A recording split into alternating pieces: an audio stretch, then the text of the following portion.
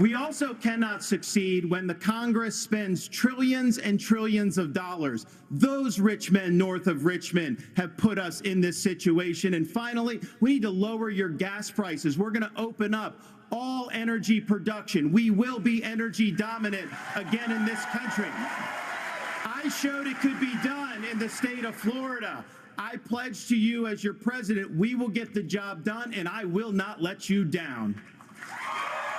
Governor DeSantis, thank you. Governor Christie, do you agree with Governor DeSantis just said there, and why would you be better on the economy than him? Well, look, I do agree predominantly with what Governor DeSantis just laid out. I think that if you asked every one of us up here, that we would agree predominantly with what he just laid out. Here's the difference. The difference is that we're going to have to work and make sure that we sell these ideas and be able to put ourselves in a position where we get a majority of the vote, not only by winning the Congress and the Senate in 24, but also by having someone who's had the experience of doing it. Now, I was elected as a conservative Republican in a blue state with 61% of the vote, with a Democratic legislature against me the entire time. And we still, through hard, strong decision-making, brought them around to our point of view. We cut taxes in New Jersey. We cut debt in New Jersey.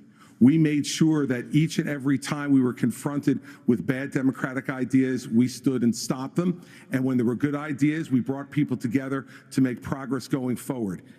Truth and accountability are the things we need to do to fight waste. And I'd say the last thing is this, Brett. We cannot sit by any longer and allow the kind of spending that's going on in Washington, because every dollar they spend is a dollar that these people are not allowed to spend on their children and their grandchildren. It's robbing our country, and it's wrong. Well, Governor, let me just follow up very quickly.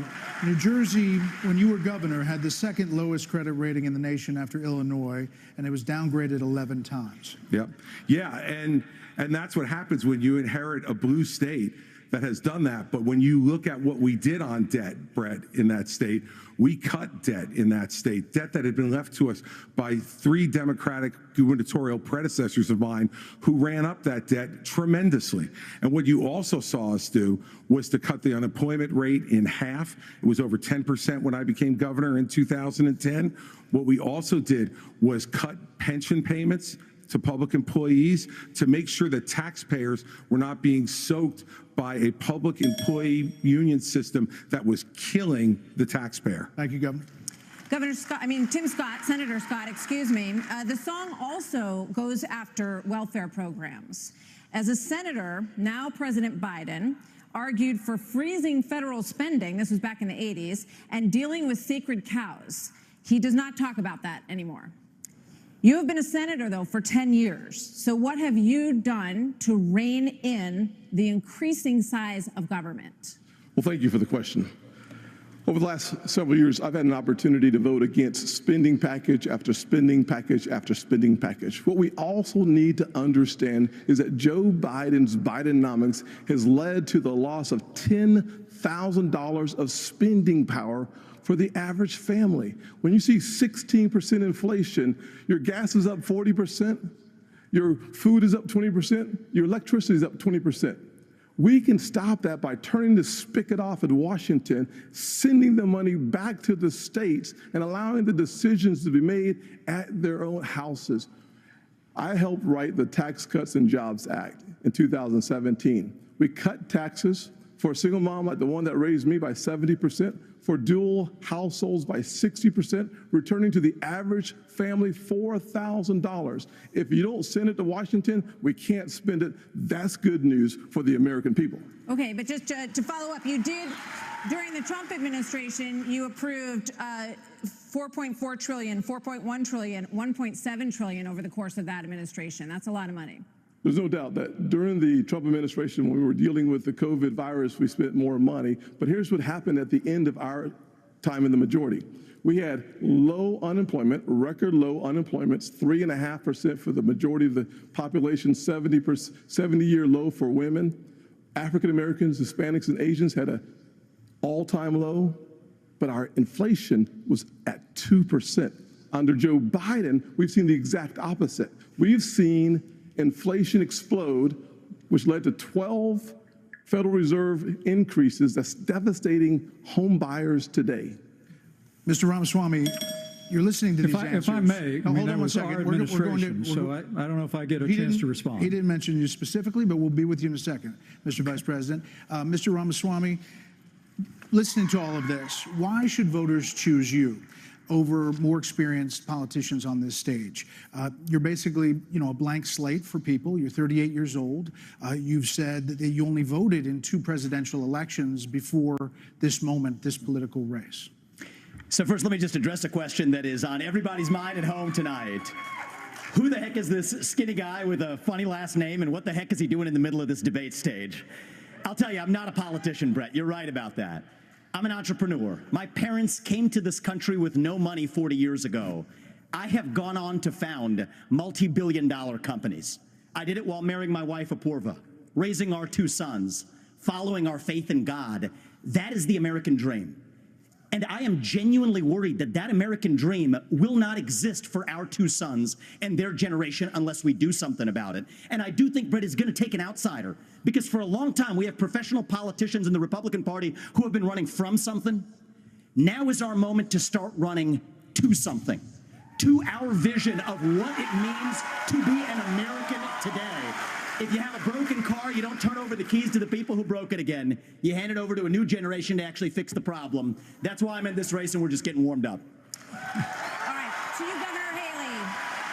So why are you better positioned to turn around this economy that we've heard all of these voters talking about tonight than Mr. Ramaswamy, who is a successful entrepreneur nationally right now? He's beating you in the polls. Well, I don't care about polls. What I care about, the fact is that no one is telling the American people the truth. The truth is that Biden didn't do this to us. Our Republicans did this to us, too. When they passed that $2.2 trillion COVID stimulus bill, they left us with 90 million people on Medicaid, 42 million people on food stamps. No one has told you how to fix it. I'll tell you how to fix it.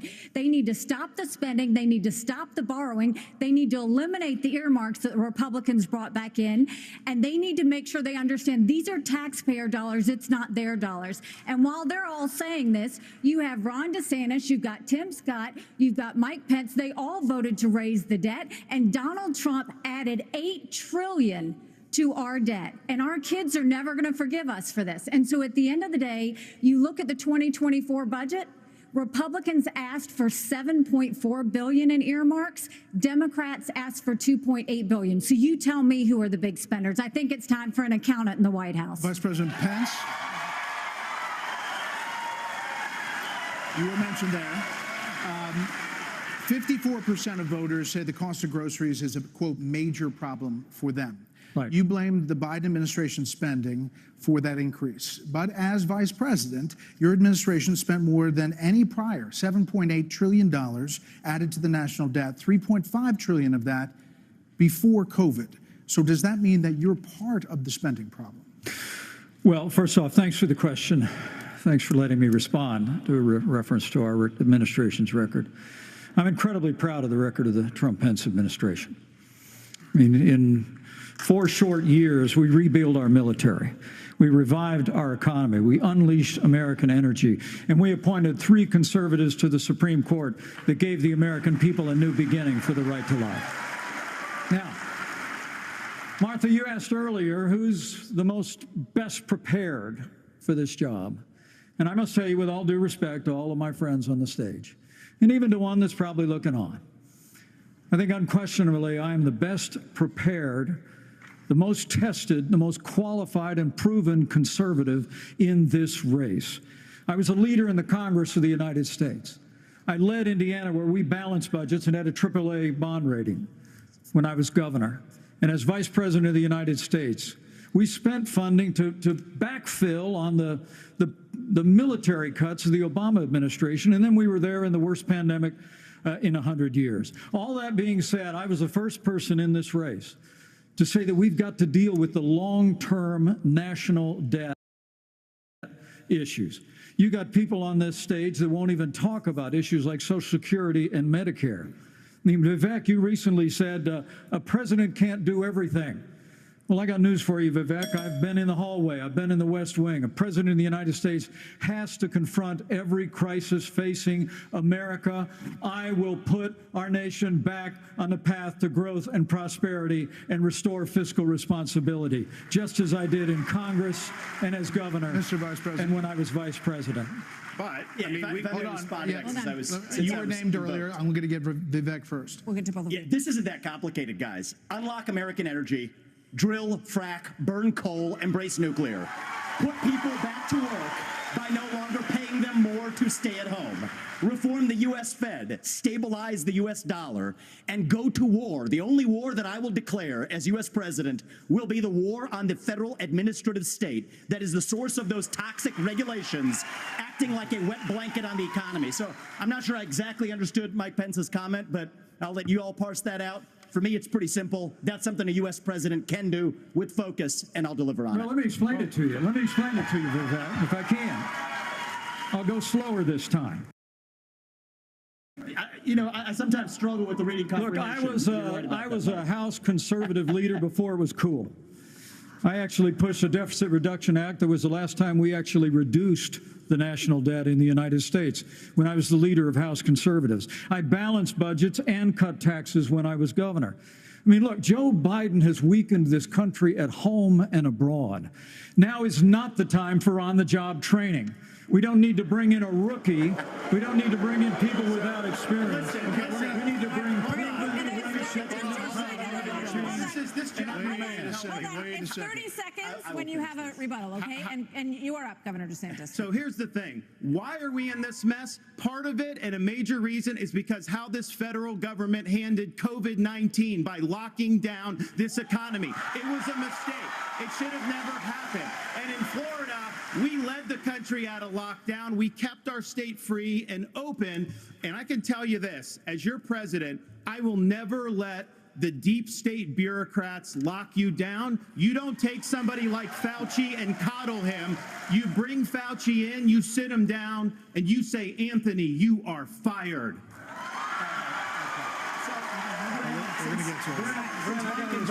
You know what? We're going to bring in. I just want to finish I gotta responding to respond Mike. to that. I just want to respond to Mike for 1 second because he invoked me back. Listen, now that everybody's gotten their memorized, pre-prepared slogans out of the way, we can actually have a real discussion now. The reality and the fact of the matter is... Is that one of yours? Not really, Mike, actually. We're just going to have some fun tonight. And the reality is, you have a bunch of people, professional politicians, super PAC puppets, following slogans handed over to them by their 400-page super PACs last week. The real choice we face in this primary is this. Do you want a super PAC puppet, or do you want a patriot who speaks the truth? Do you want incremental reform, which is what you're hearing about, or do you want revolution? Okay. And I stand on the side of the American revolution. I've got to address the rather than We're going to take incrementalism. control back here. We need everyone Remember? to have a moment on the economy. Yeah. I think that's fair. Can I address the There are COVID two issue people that who the have governor not. brought up? We're going to No. get back to that. We are. There are two people who we have not heard from yet. So let's hear from Governor Burgum and then from Governor Hutchinson on the economy, sir. Well, great. Thank you, Martha. And of course, I'm from a town of 300 people. It's a big deal to make it on this stage with all these folks.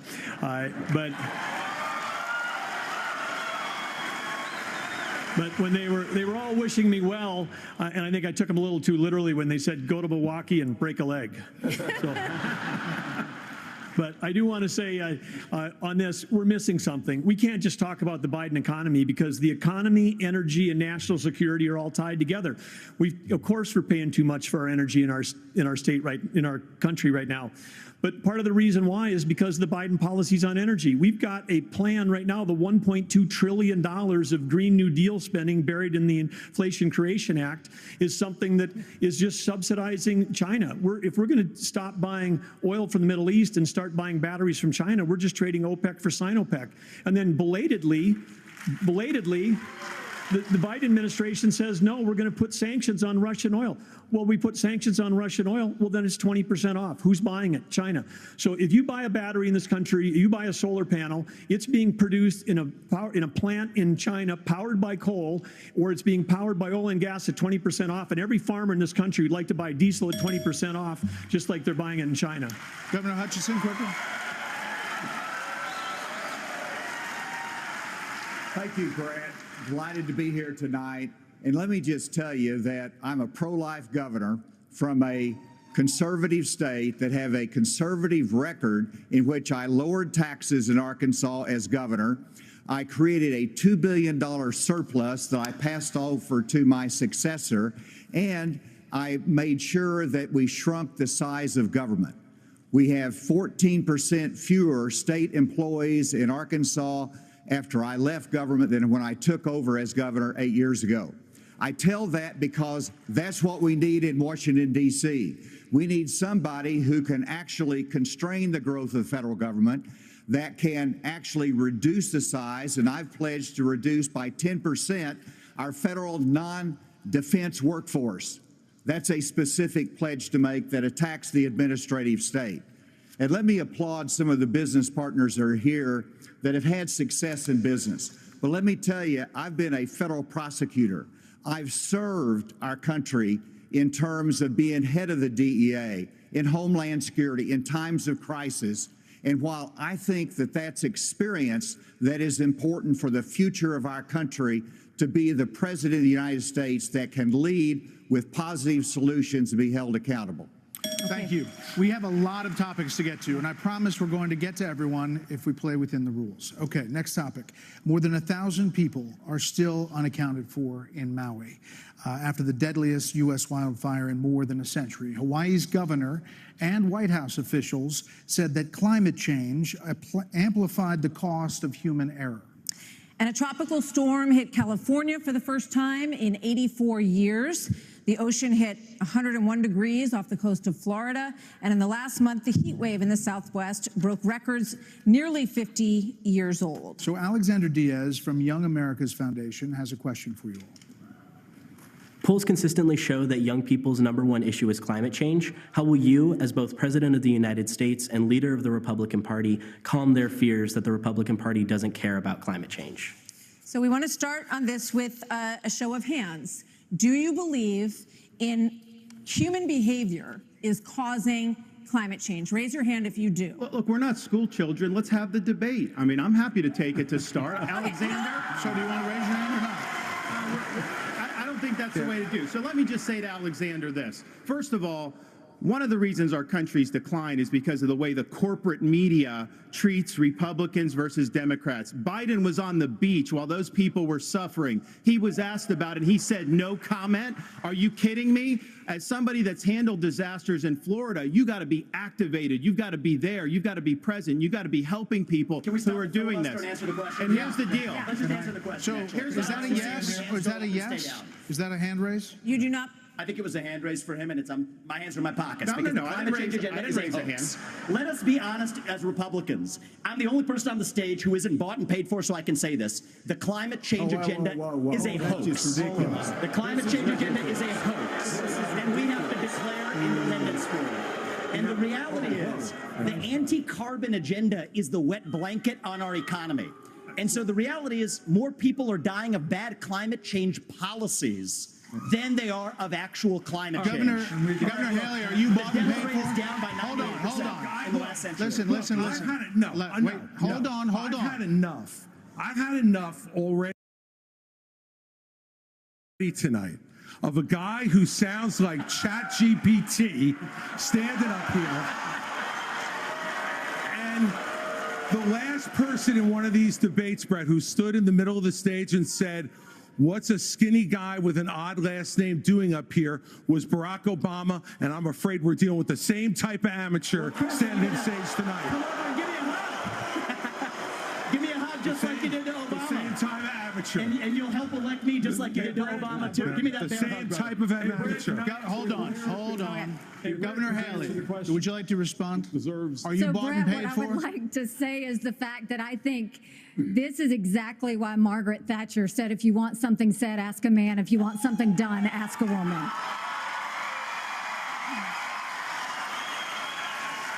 First of all, we do care about clean air, clean water. We want to see that taken care of, but there's a right way to do it. And the right way to do it is, first of all, yes, is climate change real? Yes, it is. But if you want to go and really change the environment, then we need to start telling China and India that they have to lower their emissions.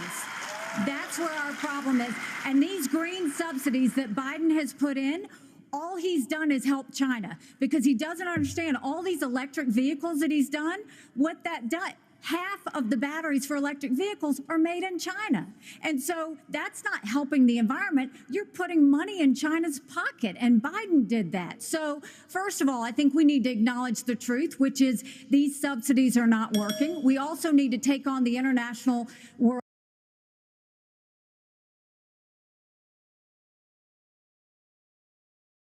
and say, okay, India and China, you've got to stop polluting, and that's when we'll start to deal with Senator climate Scott, are you change. bought and paid for? Absolutely.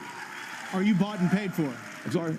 Are you bought and paid Absolutely not. I mean, here's what the American people deserve is a debate about the issues that affect their lives. Going back and forth, being childish is not helpful to the American people to decide on the next leader of our country. Number one, wait a second. Number two, as a kid who grew up in a single-parent household mired in poverty, I wondered, was the American dream real for kids who were devastated by poverty, devastated by the challenges of life? I came to the conclusion that America can do for anyone what she's done for me if we focus on restoring hope, creating opportunities, and protecting America. If we want the environment to be better, and we all do, the best thing to do is to bring our jobs home from China. If we create 10 million new jobs in my Made in America plan, we will have a better economy and a better environment. Let me tell you why I say that, Brett. America, Do it quickly. America has cut.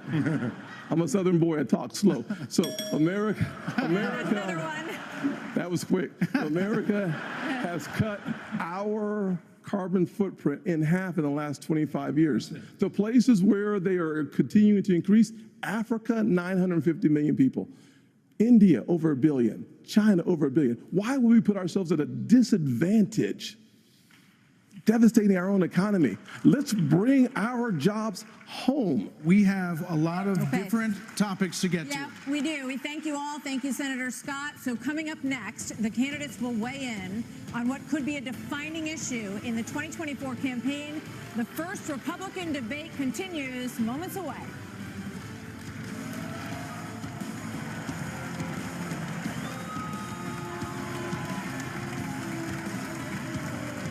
We've got to be a lot smarter in how we talk about women and how we show them that we care. We're going to stand up for the unborn in Washington, D.C. And if you cannot do that, you should not be the nominee for the Republican Party.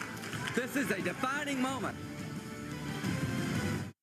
Do you trust our government and where the economy is heading? Does the thought of losing your hard-earned retirement savings to DC's reckless spending scare the heck out of you?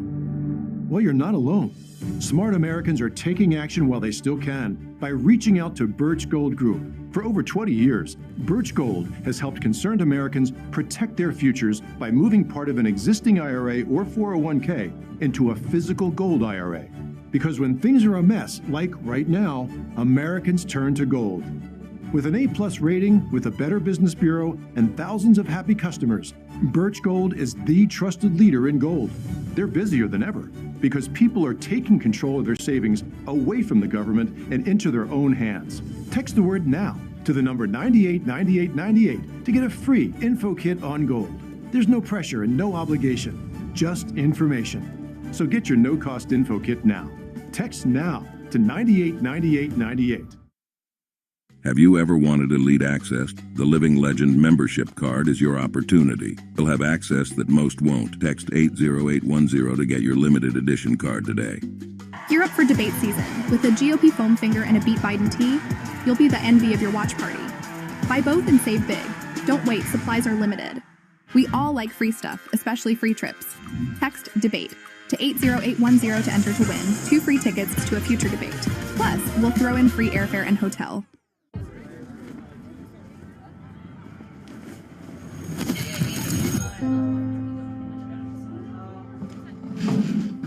I pledge allegiance to the flag of the United States of America and to the republic for which it stands. When you're looking at the World Trade Center, we understand that a plane. See the firemen assembled here. Yeah, clearly difficult to tell. Stuff just started falling like bread. Terrific scene.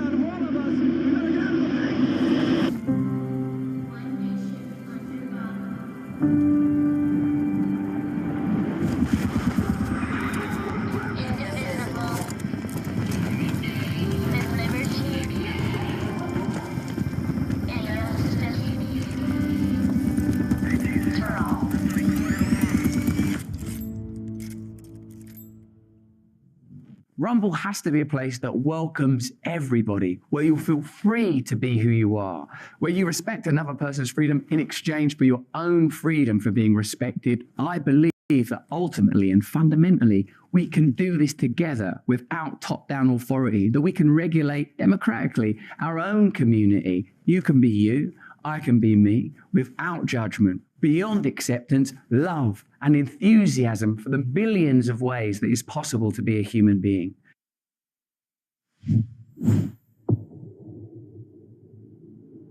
Does the thought of losing your hard-earned retirement savings to DC's reckless spending scare the heck out of you? Smart Americans are taking action by texting the word NOW to 989898 for a free info kit on gold from Birch Gold Group. For 20 years, Birch Gold has helped concerned Americans protect their future by moving part of an existing IRA or 401k into a physical gold IRA. Text NOW to 989898 now for a free info kit.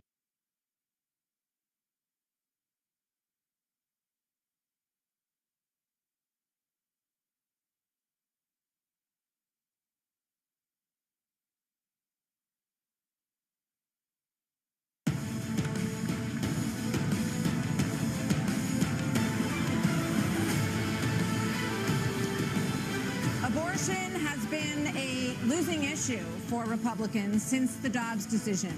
In 6 state referendums, all have upheld abortion rights in this country.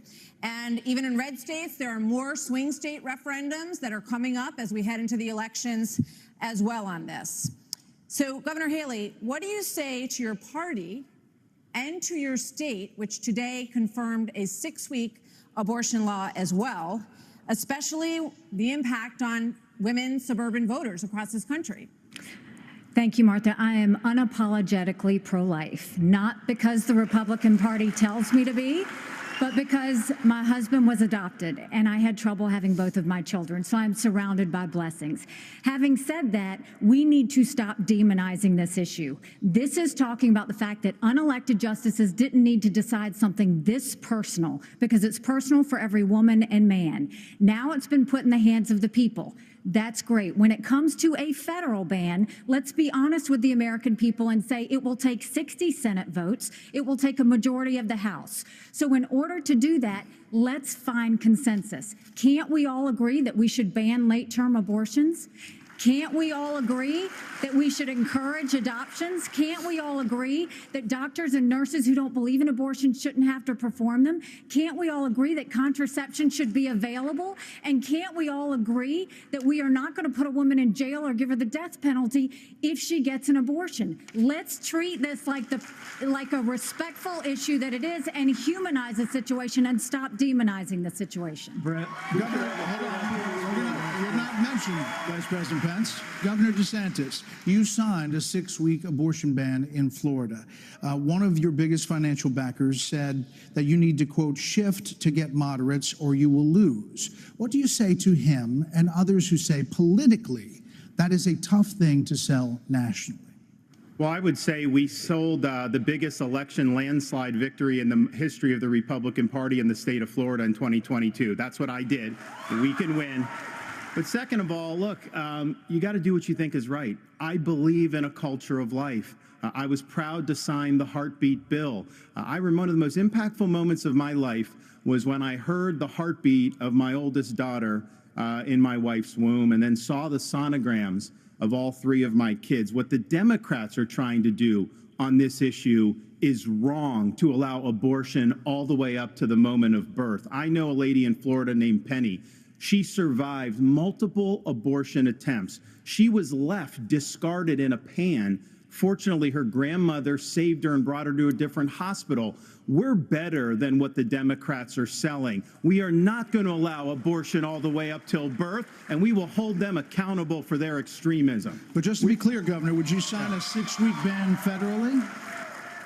I'm going to stand on the side of life. Look, I understand Wisconsin is going to do it different than Texas. I understand Iowa and New Hampshire are going to do different. But I will support the cause of life as governor and as president. Vice President Pence, you're shaking your head. We must have a national. Hold on, Senator. Vice President Pence, you're shaking your head. Well, look, I'm not new to this cause.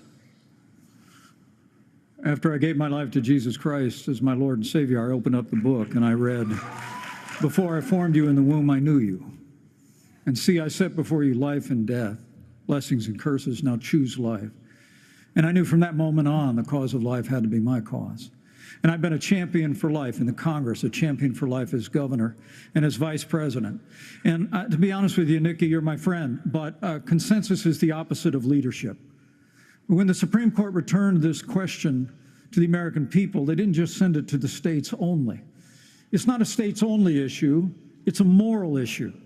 And I promise you, as President of the United States, the American people will have a champion for life in the Oval Office. Can't we have a minimum standard in every state in the nation that says when a baby is capable of feeling pain, an abortion cannot be allowed?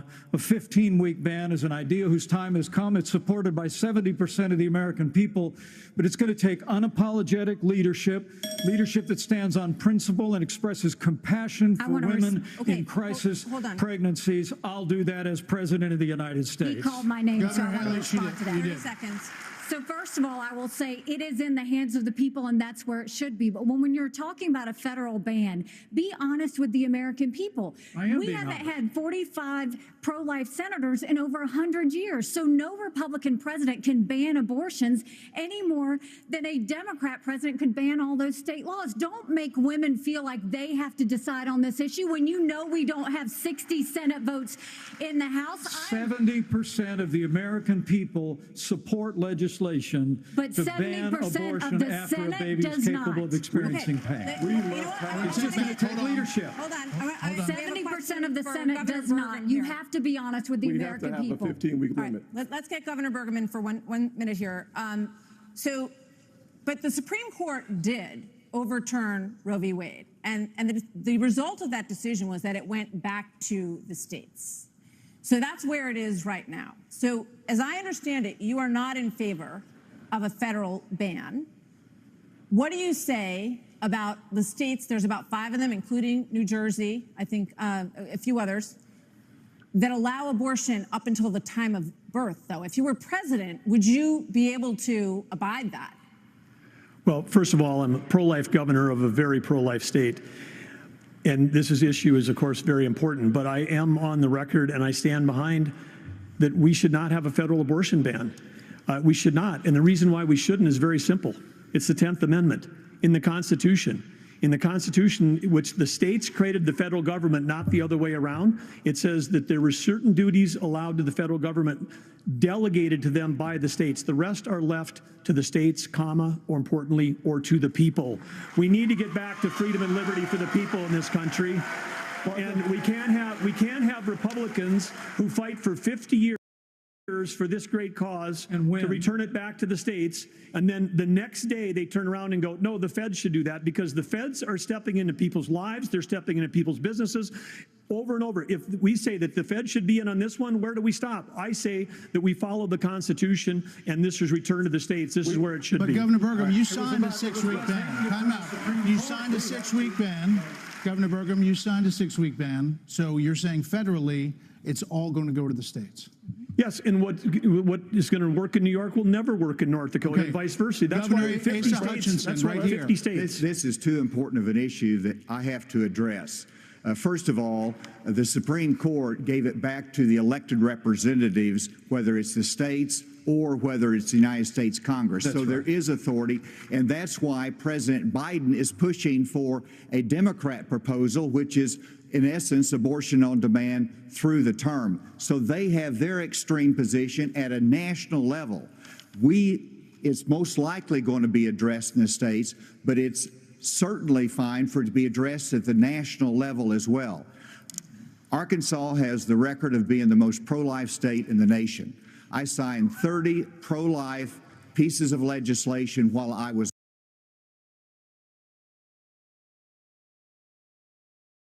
governor. And every state can determine a different outcome here. And it is the most important issue for women and for the unborn child and for our country that we get this right. It's going to be a continued debate. Let's talk about it in terms of compassion, in terms of protecting the life. and also understanding how we have to enhance adoption services, how we have to enhance maternal care. Those things we've done in Arkansas and are important for our nation's future. There are a lot of issues that are very important. Senator, I'll let you weigh in. We cannot let states like California, New York, and Illinois have abortions on demand up until the day of birth. That is immoral. It is unethical. It is wrong. We must have a president of the United States who will advocate and fight for, at the minimum, a 15-week limit. I am 100% pro-life conservative. I have a 100% pro-life record.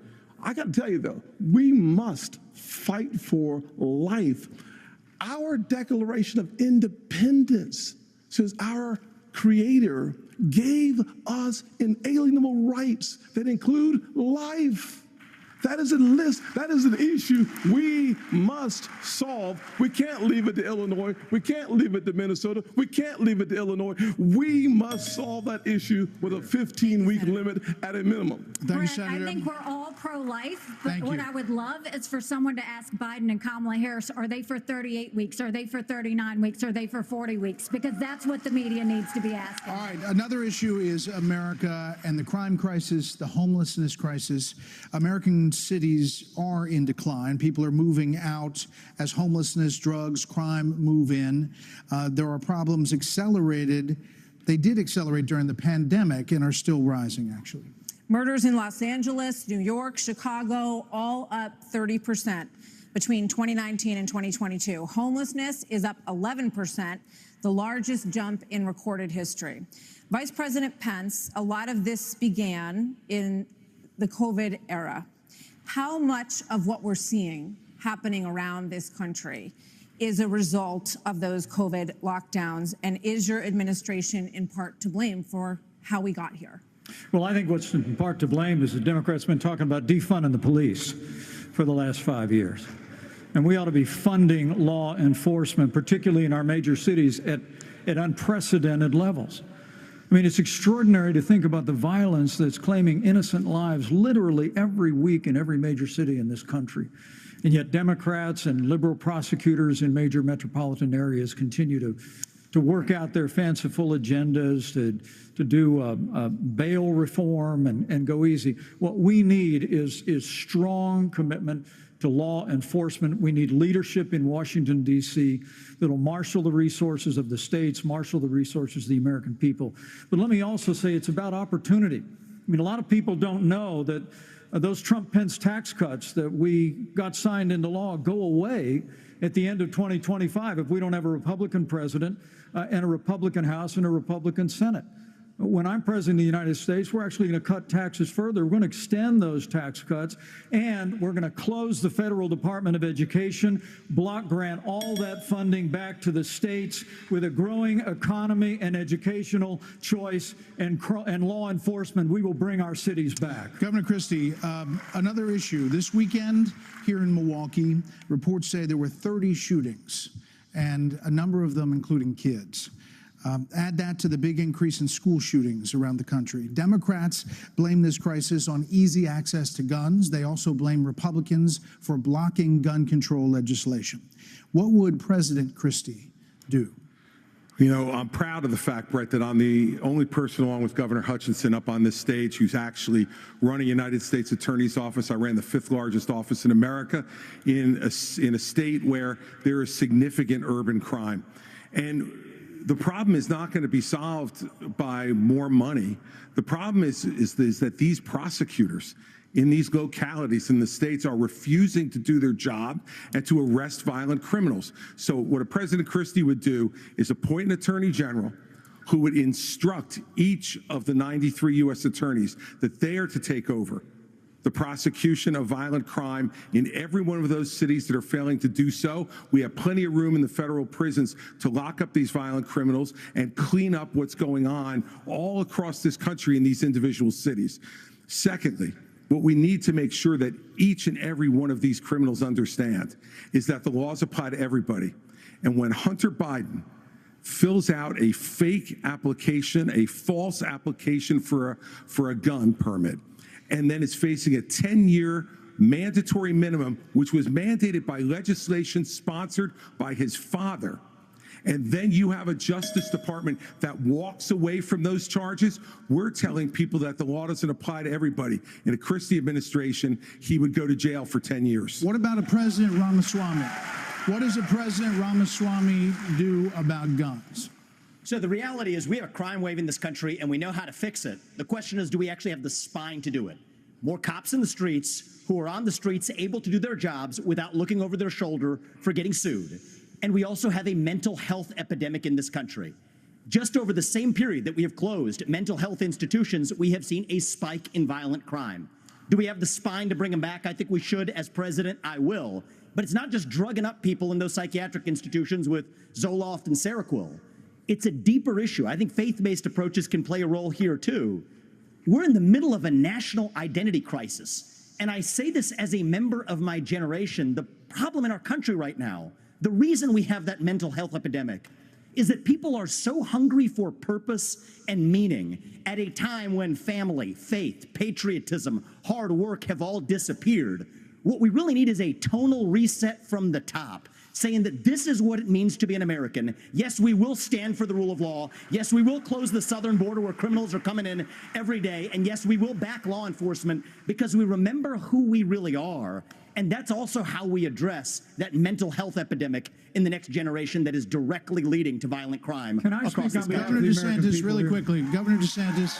We don't have an identity crisis, Vivek. We're not looking for a new national identity. The American people are the most faith-filled, freedom-loving, idealistic, hardworking people the world has ever known. We just need government as good as our people. Well, Mike, I think the difference is you might have, some others like you may have on the stage, it's Morning in America speech. It is not Morning in America. We live in a dark moment, and we have to confront the fact that we're in an internal, sort of cold cultural civil war. And we have to recognize that people with the failed government in Washington, D.C. We just need government as good as our people again. So let me just finish addressing that slogan, because I don't know what that slogan means. We need to shut down the administrative state. That's actually how we translate it. Crime has been on the rise in Florida, Governor DeSantis. How do you stop crime? Well, actually, crime's at a 50-year low in Florida. Not in Miami. We're happy with that. Well, the statewide, it's a 50-year low. And so here's the thing. These hollowed out cities, this is a symptom of America's decline. And one of the biggest reasons is because you have George Soros funding these radical left-wing district attorneys. They get into office and they say they're not going to prosecute crimes they disagree with. The inmates start running the asylum. There's one guy in this entire country that's ever done anything about that. Me. When we had two of these district attorneys in Florida elected with Soros funding who said they wouldn't do their job, I removed them from their posts. They are gone.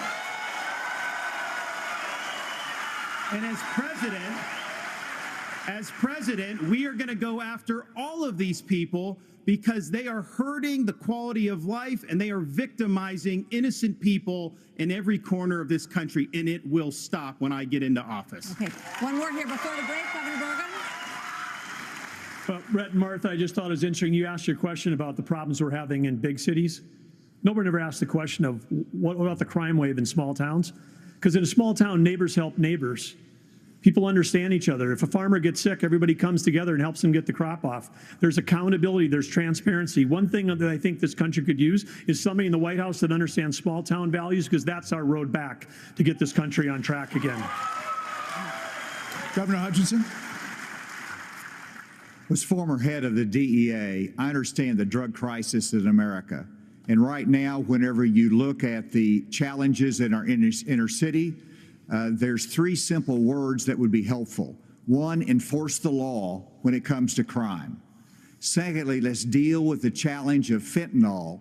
And it's both about stopping the fentanyl coming from Mexico, but it's also about education of our young people, making sure that we have the tools that are needed for addiction counseling. That's what we expanded in Arkansas as well.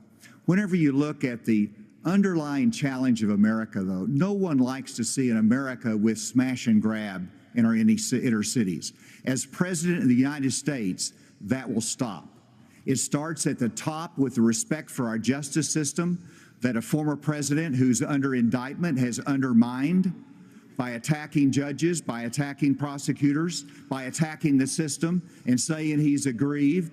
And so we have to have respect for our justice system and the rule of law, and it starts at the top with the President of the United States. Brett, thank you. We're Hold going to on. take a break. Brett. So, speaking of that, right now you are looking live at Fulton County Jail, where former President Donald Trump will be processed tomorrow. So next, the candidates will have an opportunity to talk about the coming trials of Donald Trump.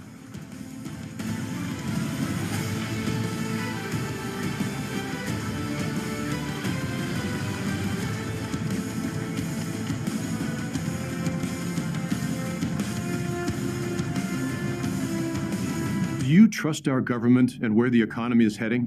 Does the thought of losing your hard-earned retirement savings to DC's reckless spending scare the heck out of you? Well, you're not alone. Smart Americans are taking action while they still can by reaching out to Birch Gold Group. For over 20 years, Birch Gold has helped concerned Americans protect their futures by moving part of an existing IRA or 401k into a physical gold IRA. Because when things are a mess, like right now, Americans turn to gold. With an A+ rating, with a Better Business Bureau, and thousands of happy customers, Birch Gold is the trusted leader in gold. They're busier than ever because people are taking control of their savings away from the government and into their own hands. Text the word NOW to the number 989898 to get a free info kit on gold. There's no pressure and no obligation, just information. So get your no-cost info kit now. Text NOW to 989898.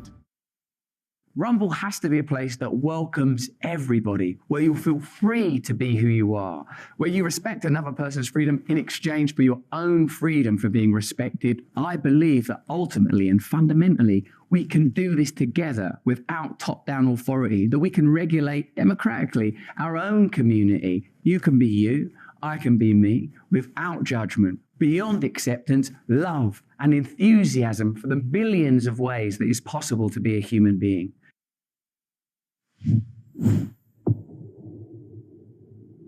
When Republicans vote early, we win. You can bank your vote by casting your ballot before Election Day. Either early, in person, or by mail. Go to bankyourvote.com to sign up and commit to voting early. That's how we're going to beat the Democrats at their own game. Go to bankyourvote.com. And please take the pledge to bank your vote to beat Biden.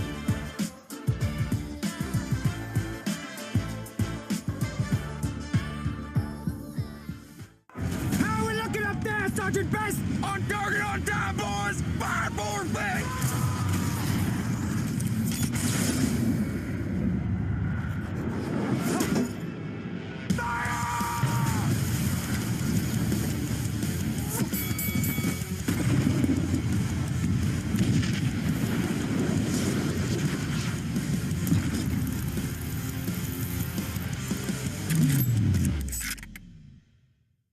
When things go sideways, will you be prepared? Hey, it's Cade Courtley, former Navy SEAL platoon commander. I want to introduce you to the Patriot Power Generator 2000X. Use the endless free power of the sun to power lights, your TV, medical equipment, even run your fridge. And that's without gas, fumes, or noise. Go to 4patriots.com. You'll get a solar panel included free. This is about peace of mind. Get your solar generator and free panel at 4patriots.com. Hello, I'm Rumble. And I'm YouTube. YouTube, why are you dressed like that? Well, I've been seeing a lot of violations in the community lately, so I'm enforcing that. You mean like people not following your policies? Strike one! What if someone tells the truth, but it's labeled as misinformation? Strike two! Wow, what if I want to ask questions and have different opinions on things? Strike three! You're out of here!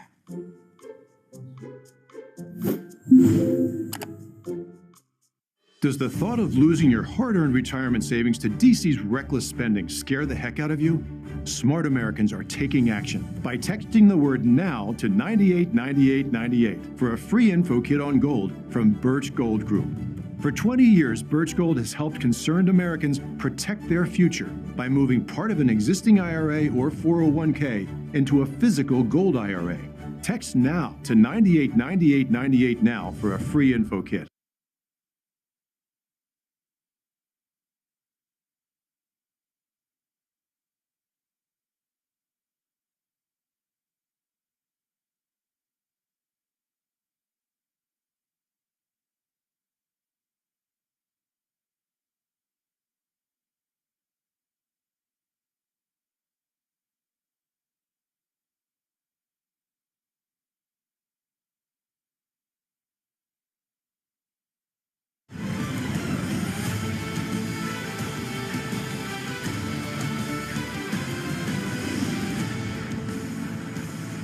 Well, we have a lot to get to in this second hour of this GOP primary debate. Policy discussions the Americans want to hear you all on.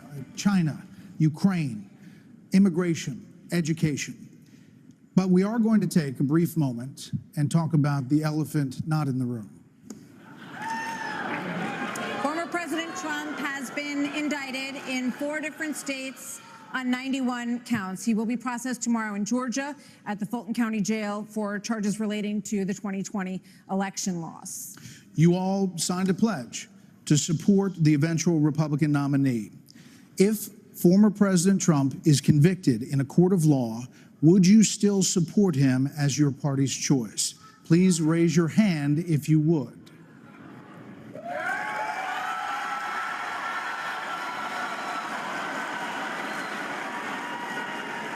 Just hold on. So just to be clear, Governor Christie, you were kind of late to the game there, but you raised your hand? No, I'm doing this. Look, I'm doing this. And I know you didn't. Whoa. No. What's the look, here's the bottom line. Someone's got to stop normalizing this conduct. Okay? Now whether or not you believe that the criminal charges are right or wrong, the conduct is beneath the office of President of the United States.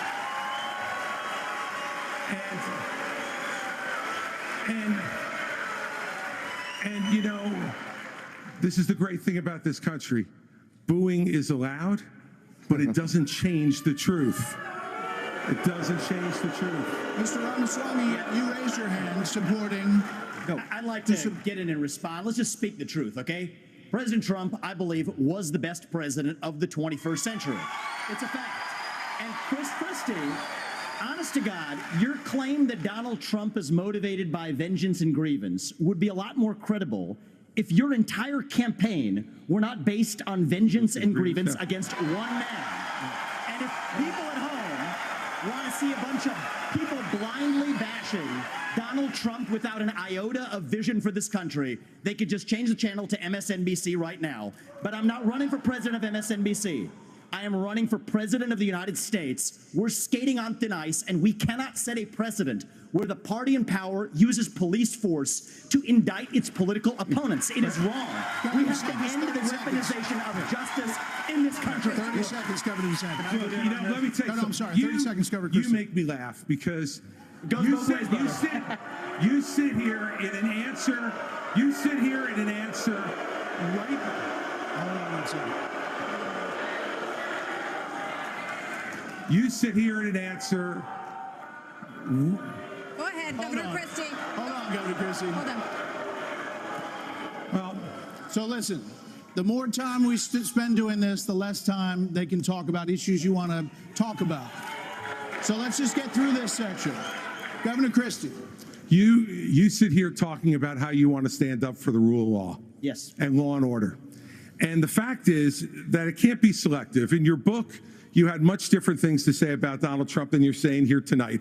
That's not true. Well, it is very true. That is not true. It's very true. I read it, because and there's I know. a difference between bad behavior and illegal behavior, Chris. And you, as a prosecutor, should know better. Yeah, you know what? I know a lot better. There's a difference between bad behavior. And I know a lot better than you do. You've never done it like you've never done anything to try to advance the interests of this government except to put yourself forward as a candidate tonight. And here's the thing. We've stood up for law and order. I did it as U.S. attorney. I did it as governor. And I am not going to bow to anyone when we have a president of the United States who disrespects the Constitution. He said He said, Your MSNBC contributor. he said, These are politicized indictments, and we have to call out the truth. Martha, it's important to say that the president said, Donald Trump said, it's okay to suspend the Constitution.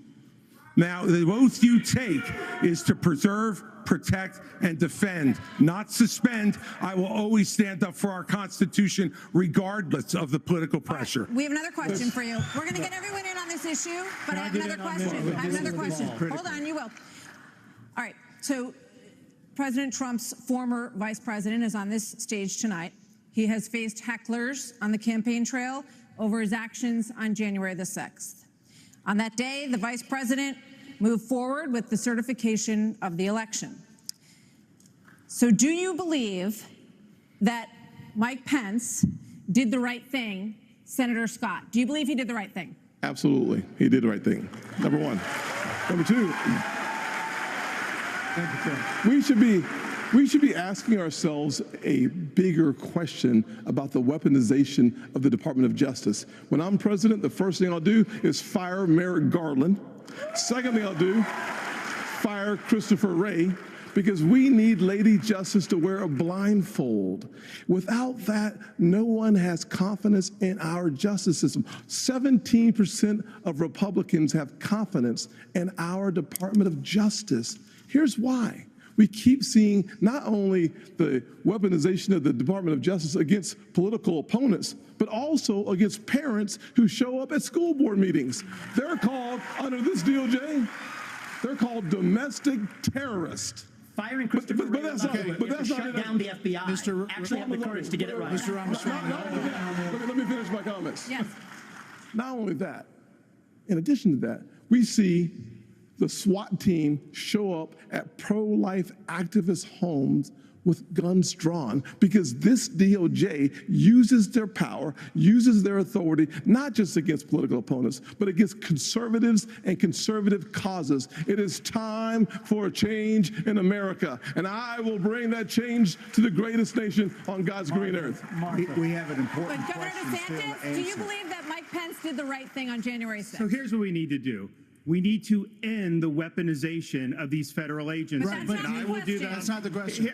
I know, but here's the thing. gonna answer the This question? election is not about January 6th of 2021. It's about January 20th of 2025 when the next president is going to take office. I know what the Democrats would like to do. They want to talk about all these other issues, but we've got to focus on your future. We've got to focus on reversing the decline of our country. Right. I learned in the military, I was assigned with U.S. Navy SEALs in Iraq, that you focus on the mission above all else. You can't get distracted. So Republicans, we've got to look forward and we've got to make sure that we're bringing the message that can win in November Did not answer 2024. the question. Did not answer the question. Vice President Pence, The mission of the President what of do the you think, United Vice States President? is to support and defend the Constitution of the United States. I think the American people deserve to know whether everyone on this stage agrees that I kept my oath to the Constitution that day. There's no more important duty. So answer the question. I've answered this before. So yes. Why are we? Mike did his duty. I got no beef with him. But here's the thing: is this what we're going to be focusing on I'm relieved. going forward? The rehashing of this. I'll tell you, Governor the DeSantis, Democrats would love that, we and they spent- will win if we Governor let him get away DeSantis, with we- it. I'm not letting Biden hang out in the basement this time. We're going to run him ragged around this country, and we're going to hold him accountable. Let me just say, Governor DeSantis, we spent an hour talking about policy. Former President Trump is beating you by 30, 40 points in many polls. So it is a factor in the GOP primary. Governor Hutchinson, you did not raise your hand. I did not raise my hand because there's an important issue we as a party have to face. And over a year ago, I said that Donald Trump was morally disqualified from being president again as a result of what happened on January 6th. More people are understanding the importance of that, including conservative legal scholars who says he may be disqualified under the 14th Amendment from being president again as a result of the insurrection. This is something that could disqualify him under our rules and under the Constitution. And so, obviously, I'm not going to support somebody who's been convicted of a serious felony or who is disqualified under our Constitution, and that's consistent with RNC rules. and I hope everybody would agree with me. We're going to move on. No, we're going to. Martha, can I answer the question? Can I get in on this? Okay, I'd like to answer. I've already been in on it, Vice President Pence. All right, I'd like to answer the question you asked and not give a pre-canned speech. Mike Pence stood for the Constitution, and he deserves not grudging credit. He deserves our thanks as Americans for putting his oath of office and the Constitution of the United States before personal, political, and unfair pressure. And the argument that we need to have in this party before we can move on to the issues that Ron talked about is we have to dispense with the person who said that we need to suspend the Constitution to put forward his political career. Mike Pence said no, and he deserves credit for it. Okay. Governor Haley, we haven't heard from you on this. Do you agree? Do you agree that Vice President Pence did the right thing that day or not? I do think that Vice President Pence did the right thing, and I do think that we need to give him credit for that. But what I will also tell you is, look, I mean, when it comes to whether President Trump should serve or not, I trust the American people. Let them vote. Let them decide. But what they will tell you is that it is time for a new generational conservative leader. We have to look at the fact that 3/4 of Americans don't want a rematch between Trump and Biden. And we have to face the fact that Trump is the most disliked politician in America. We can't win a general election that way. Governor Burgum? Governor Burgum? It's Governor Burgum opportunity. Happy to answer the question. Mike Pence did the right thing on January 6th. But I would say you started off the top of this hour saying we're going to talk about China, Ukraine, education. We are. China is the number one threat to our country. And every minute that these 8 candidates spend talking about the past instead about the future is time that is just you know who loves it? Biden loves it, but China loves it when we're talking about the past. Okay. As promised, we were going to spend a few questions on it, let people say what they wanted to say. And now, indeed, we are moving on to the subject. The U.S. has committed nearly 77. Can I speak on this issue? I was you kind of did involved. you answered on this. You did say answer. something. Yeah. We thought you were done, but you no, please. I wasn't done. Well, Mike, why don't you say this? Join me in making a commitment that on day one you would pardon Donald Trump. I'm the only candidate on the stage who had the courage to actually say it.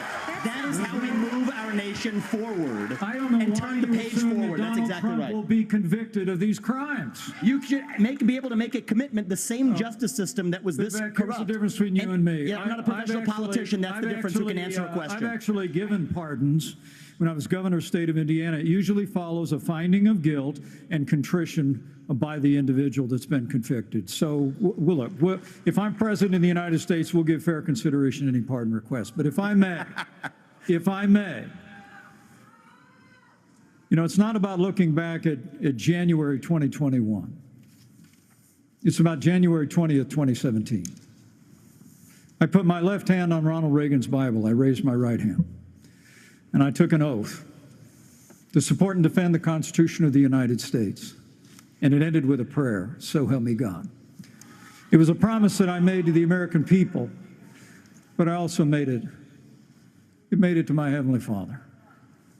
Every day for 4 years, I sought to keep that oath.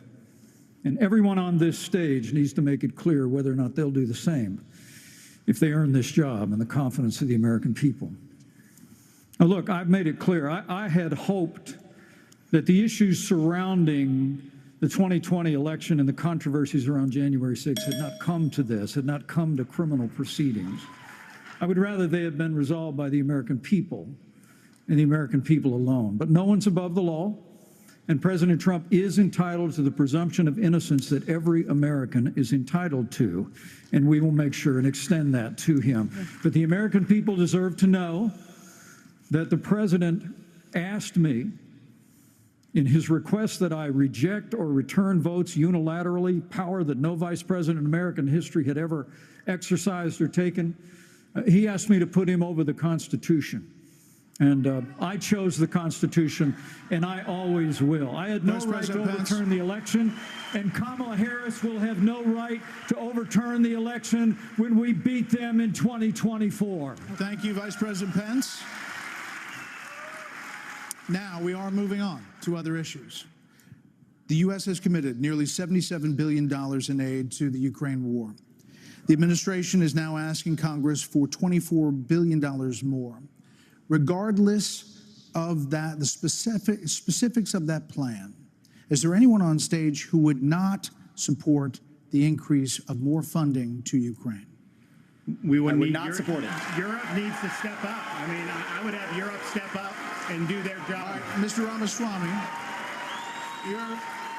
but you're saying you would not too, Governor DeSantis? I will have Europe pull their weight. Right would, now, they're not doing you that. would not support and I think we need more to do, and I think our support should be contingent on them doing it. And I would have support in China to be able to take China and do what we need to do with China. Mr. Ramaswamy, you would not support an increase of funding to Ukraine? I would not. And I think that this is disastrous, that we are protecting against an invasion across somebody else's border when we should use those same military resources to prevent across the invasion of our own southern border here in the United States of America. We are driving Russia further into China's hands. The Russia-China alliance is the single greatest threat we face. And I find it offensive that we have professional politicians on the stage that will make a pilgrimage to Kyiv, to their Pope, Zelensky, without doing the same thing for people in Maui or the south side of Chicago or Kensington. I think that we have to put the interests of Americans first, secure our own border instead of somebody else's. And the reality is, this is also how we project strength by making America strong at home. All right, we heard the names. Governor Christie first. All right, look. I did go to Ukraine, and I went to Ukraine because I wanted to see for myself what Vladimir Putin's army was doing to the free Ukrainian people. And let me tell you, I want you all to look around this arena tonight and imagine that every one of these seats was filled. And if every one of them was filled, there would still be 2,500 more children outside to make over 20,000 who have been abducted, stolen, ripped from their mothers and fathers, and brought back to Russia to be programmed to fight their own families. They have gouged out people's eyes, cut off their ears, and shot people in the back of the head, men, and then gone into those homes and raped the daughters and the wives who were left as widows and orphans. This is the Vladimir Putin. This is the Vladimir Putin who Donald Trump called brilliant and a genius. If we don't stand up against this type of autocratic killing in the world, we will be next.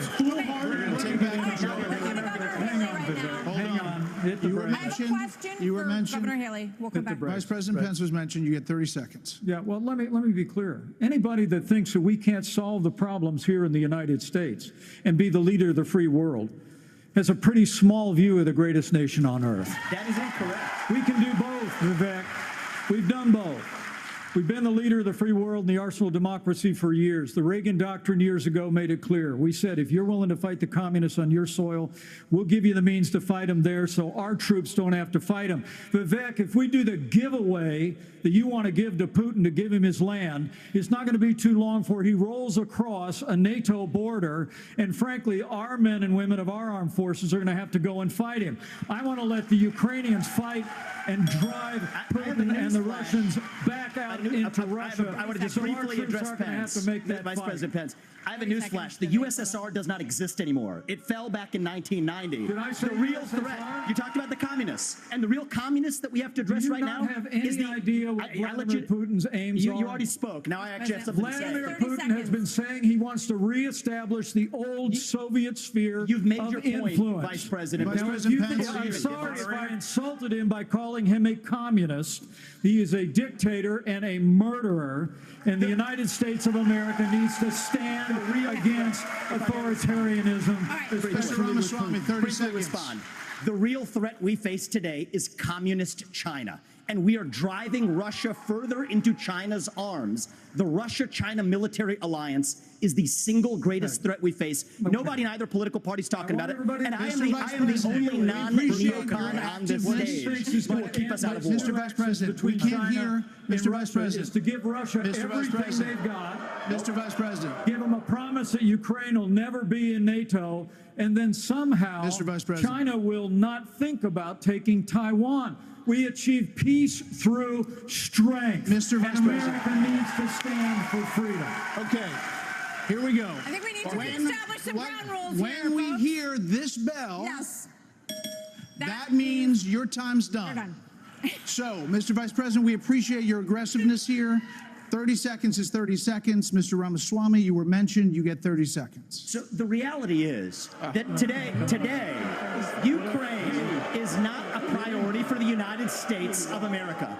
And I think that the same people who took us into the Iraq War, the same people who took us into the Vietnam War, you cannot start another no-win war. And I do not want to get to the point where we're sending our military resources abroad when we could be better using them here at home to protect our own borders, protect the homeland. All right. That will be my top priority in foreign policy. We gave you protect more this than the 30 homeland. seconds in the rebut. So I do want to get to some other people because everybody, we respect everybody's time here. So Governor Haley, you did not raise your hand, meaning that you would support more funding for the Ukraine war. You have said of Governor DeSantis that you didn't appreciate it when he initially called it a territorial dispute. Why? First of all, the American president needs to have moral clarity. They need to know the difference between right and wrong. They need to know the difference between good and evil. Right. When you look at the situation with Russia and Ukraine, here you have a pro-American country that was invaded by a thug. So when you want to talk about what has been given to Ukraine, less than 3.5% of our defense budget has been given to Ukraine. If you look at the percentages per GDP, 11 of the European countries have given more than the U.S. But what's really important is go back to when China and Russia held hands, shook hands before the Olympics, and named themselves unlimited partners. A win for Russia is a win for China. We have to know that. Ukraine is the first line of defense for us. And the problem that Vivek doesn't understand is he wants to hand Ukraine to Russia. He wants to let China eat Taiwan. He wants to go and stop funding Israel. You don't do that to friends. What you do instead is you have the backs of your friends. Ukraine is the front line of defense. Putin has said once Russia takes Ukraine, Poland and the Baltics are next. That's a world war. We're trying to prevent war. Look at what Putin did today. He killed Prigozhin. When I was at the UN, the Russian ambassador suddenly died. This guy is a murderer, and you are choosing a murderer over a pro-American country. First of all, Mr. Ramaswamy, you have 30 seconds. Mr. DeSantis, Governor Nikki, DeSantis, I wish you well in your future career on the boards of Lockheed and Raytheon. You know, I'm not on but the the fact boards of the matter, and Raytheon, and you know, Boeing came off of it, but you've been pushing this lie. You've been pushing this lie all week, Nikki. You want to go and defund Israel? You want to okay, give let me Taiwan address to that. China? I'm glad you brought that up. Go and give I'm going to Ukraine address Russia? each of those right now. This is the false lies of a professional politician. There you have it. Your watch, so the reality make America less safe. You have no foreign policy experience, and it shows. And you know what? The foreign policy experience that you all have shows in the pointless wars we've gotten into. I have to address that. So our relationship with Israel will never be stronger than by the end of my first term. But it's not a client relationship. It is a friendship. And you know what friends do? Friends help each other stand on their own 2 feet. So I will lead Abraham Accords 2.0. I will partner with Israel to make sure Iran never is nuclear armed. But you know what I love about Israel? And I've been there probably in the last 10 years more than most people on this stage. You know what I love about them? I love their border policies. I love their tough on crime policies. I love that they have a national identity and an iron dome to protect their homeland. And so, yes, I want to learn from the friends that we're supporting. And what puzzles me is, I want to learn from those and apply those to protect our homeland, Nikki. Israel that is needs the answer. America. America needs Israel. Okay, Governor DeSantis, you were mentioned in the territorial dispute. Not only... no, it's not a territorial as dispute President either. of the United States, your first obligation is to defend our country and its people. And that means You're sending all this money, but you're not doing what we need to do to secure our own border. We have tens of thousands of people who are being killed because, well, we're not handling both. And so I am going to declare it a national emergency. I'm not going to send troops to Ukraine, but I am going to send them to our southern border. When these drug pushers are bringing fentanyl across the border, that's going to be the last thing they do. We're going to use force, and we're going to leave them stone cold dead. We're actually going to move on to China. We're going to talk about China. Okay. Governor Burgum. China has the biggest navy in the world, the biggest army in the world. Now they have warships off the coast of Alaska. They are threatening Taiwan. In coming years, China will have 1,500 nuclear warheads, it's believed. The U.S. just arrested 2 sailors accused of spying for China within our military. So the question is, how would you deter China as a president, Burgum? Well, this is the #1 issue we're facing. And of course, we haven't been talking about it, and we act like that letting Russia win in the Ukraine is like a gimme as opposed to a gift to China. Russia has become China's gas station. But how would we do it? The Biden administration is a complete fail. China imports 10 million barrels of oil a day, more than any other country in the world. They do not even have all the food they need to feed everybody in that country, so they don't have energy security or food security. But the Biden administration sends Blinken, Yellen over there. They're over there. They don't even bring up energy because they're too busy trying to kill the U.S. energy here. And what we need to do is not meetings, not press releases, because something that would send a lot more than a press release is actually Harpoon missiles. We need anti-ship missiles on Taiwan. The way that you have a war never start, which is the goal, the way you have peace through strength, is that you actually have strength. You actually have deterrence. And what we have in what we've got going on in Ukraine is an example of when deterrence fail. What is an example there of Biden's disastrous withdrawal from Afghanistan, the fact that he greenlighted Putin moving into Ukraine, and then now they see weakness, and when they see weakness, they make a move. And we have to be strong, and we have to be strong both in Ukraine, and we can solve the southern border. Absolutely, we can do that, because guess what? There's only 19,855 authorized people for the Border Patrol, but they're not all staff because the Biden administration doesn't enforce law enforcement. But Biden administration wanted to put 87,000 people in the IRS as opposed to giving the money and the support we need to our own Border Patrol. Okay. Senator Scott, on China, that same question. Can I speak about China? Let's fire the 87,000 IRS agents and hire or double the number of Border Patrol agents. I just left Yuma, Arizona about 2 weeks ago.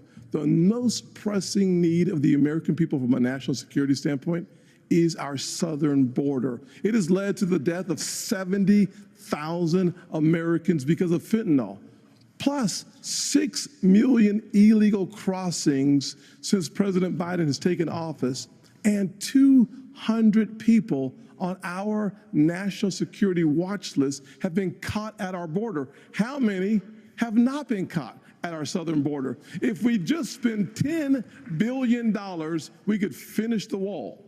For $5 billion more, we could have the military-grade technology to surveil our southern border to stop the flow of fentanyl and save 70,000 Americans a year.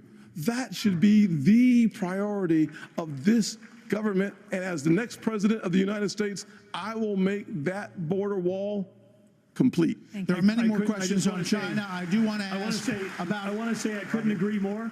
It's not just the 70,000 from fentanyl. We've lost 200,000 people to overdoses since Biden took office. That's 300 people a day. We're taking mass casualties, and that's a statistic, but these are sons and daughters, nieces and nephews that we're losing. We've got North Dakota troops down there flying night helicopter missions from San Diego to the Gulf Coast, trying to stop these transnational criminal organizations. They've got better funding on their side than we've got on our side. Speaking of which, Governor Hutchinson, images from earlier this month, Governor Hutchinson, with Mexico, Vice President Pence, images from earlier this month. Vice President Pence, it really doesn't help. I'm asking a question. Earlier this month, images showed suspected cartel members crossing into Texas with rifles. Do you consider this an invasion? Would you authorize lethal force along that border? There would be lethal force used by the Border Patrol law enforcement as needed to protect the border. Absolutely. When you look at the military has to be used for intelligence gathering purposes. This is not unusual. Whenever I was in the Bush administration, we went down there and met with President Vicente Fox of Mexico and asked his help in going after the cartels. And he looked at me and said, they're a problem to us as well. And so we joined together and we took down the Ariana Felix brothers leading the Tijuana cartel, and that made a difference. Ramon was shot and killed, and Ben Amin was captured. Cooperation makes a difference. We cannot be successful going against the cartel unless we bring in Mexico as a partner. We have to use economic pressure to accomplish that. President Obrador has not been helpful, and we have to use economic pressure that this administration is not using. The rule of law has to matter on both sides of it. Okay. This is critical. I've done it. We know what needs to be done. The military has to be limited in its use. When after 9/11, we had the global war on terror, and guess what? We protected the border at the same time. You can do both. Okay, let's go to Governor DeSantis. So as president, would you support sending U.S. Special Forces over the border into Mexico to take out fentanyl labs, to take out drug cartel operations? Would you support that kind of American military use? Yes, and I will do it on day one. Here's the thing. The cartels are killing tens of thousands of our fellow citizens. You want to talk about a country in decline? You have the cartels controlling a lot of part of your southern border. We have to reestablish the rule of law, and we have to defend our people. The President of the United States has got to use all available powers as Commander-in-Chief to protect our country and to protect the people. So when they're coming across, yes, we're going to use lethal force. Yes, we reserve the right to operate. How many more tens of thousands are we going to let to die? I am sick. I've met angel moms throughout this country. I met a lady in Texas named Tracy, and her son took one Percocet that was laced with fentanyl, immediately died. That is happening all across this country because of the poison that they are bringing in. So as president, would I use force? Would I treat them as foreign terrorist organizations? You're darn right I would. You know, Vice President Pence, why would you be better at this issue than Governor DeSantis? Governor DeSantis on the campaign trail refers to your administration as not finishing the wall. Right, right. Look, we secured the southern border of the United States of America and reduced illegal immigration and asylum abuse by 90%. When Joe Biden took over, he threw open the southern border of the United States, and the wave of humanity, the wave of fentanyl that's been eloquently described here is a wave of human tragedy across this country. But Martha, you began this evening talking about who is best prepared to be the next president of the United States. And I have to tell you, with all humility, I was there when we negotiated through the government shutdown and got the funding available to build the wall. I was negotiating on Capitol Hill around the clock. I negotiated the Remain in Mexico policy on behalf of the President of the United States. And Asa, you're so right. It's because we used economic pressure to bring the Mexicans to the table, and they allowed us to have people wait in Mexico while they applied for asylum. It ended asylum abuse overnight. We got the Mexicans to deploy their National Guard to their southern border and to our southern border as never before. And I want to promise you, as President of the United States of America, I will engage Mexico the exact same way, and we will partner with the Mexican military, and we will hunt down and destroy the cartels that are claiming lives in the United States of America. Okay, thank you. Another issue that is related to this is that almost 7 million migrants have crossed this border, our southern border, during the Biden administration. So, Governor Christie, what would you do about the 7 million who are here? How would you handle them? What would you do? Look, Martha, the first thing we need to do is to stop any more from coming. That's the first thing we need to do. Then the next thing we need to do with the folks that are here is to, again, as we've talked about all night tonight, We have to have law and order in this country. We have to enforce the law. And what that means is to make sure that people who come here illegally are not rewarded for being here illegally. We have so many wonderful people from around the world who are waiting in line, following the law to try to come here and pursue the American dream. And those people are waiting and waiting and waiting because we haven't dealt with the problem of the folks who are here. We have to have them detained. We have to make sure that they are not rewarded for having broken the law. And one last thing on this fentanyl issue.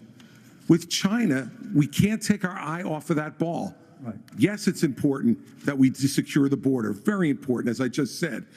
But China is sending these chemicals to these drug cartels for them to create the fentanyl that is killing hundreds of thousands of our citizens. The Chinese are engaging in an act of war against us, killing our citizens. We better make that priority one in our conversations with China and to try to straighten that relationship out, because if we don't, we're going to lose more and more of our citizens. I just want to clarify, would you send those people back? Of course.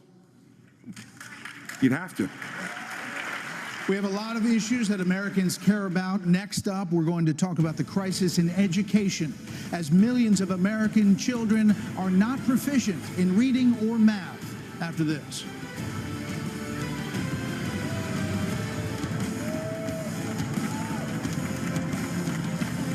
Do you trust our government and where the economy is heading? Does the thought of losing your hard-earned retirement savings to DC's reckless spending scare the heck out of you? Well, you're not alone. Smart Americans are taking action while they still can by reaching out to Birch Gold Group. For over 20 years, Birch Gold has helped concerned Americans protect their futures by moving part of an existing IRA or 401k into a physical gold IRA. Because when things are a mess, like right now, Americans turn to gold. With an A+ rating, with a Better Business Bureau, and thousands of happy customers, Birch Gold is the trusted leader in gold. They're busier than ever because people are taking control of their savings away from the government and into their own hands. Text the word NOW to the number 989898 to get a free info kit on gold. There's no pressure and no obligation, just information. So get your no-cost info kit now. Text NOW to 989898. Guess what? Bidenomics is working.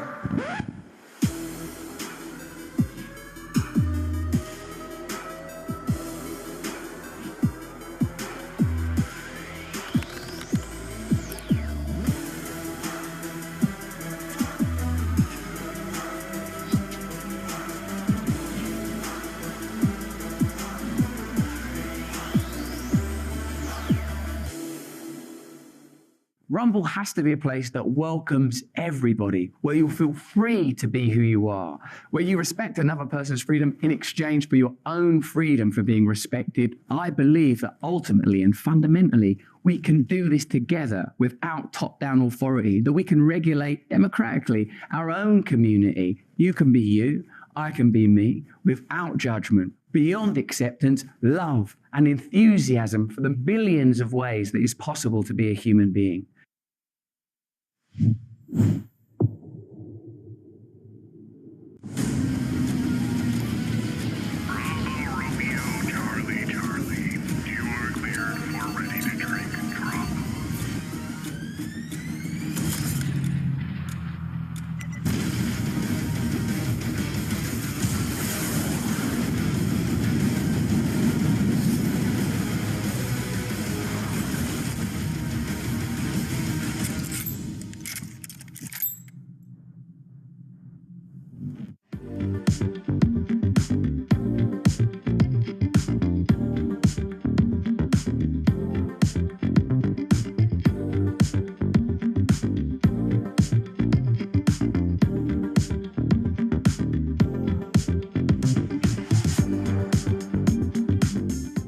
Does the thought of losing your hard-earned retirement savings to DC's reckless spending scare the heck out of you?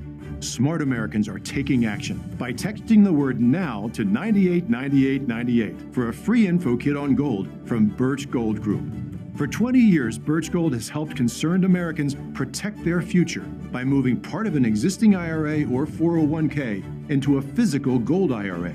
Text NOW to 989898 now for a free info kit.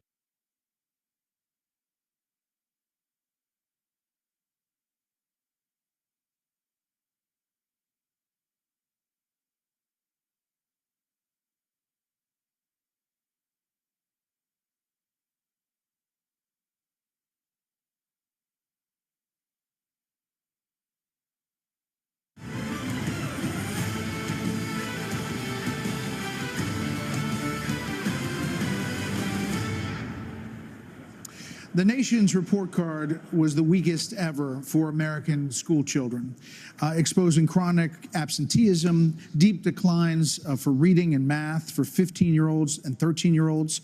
Governor DeSantis, you would eliminate, you said, the Department of Education.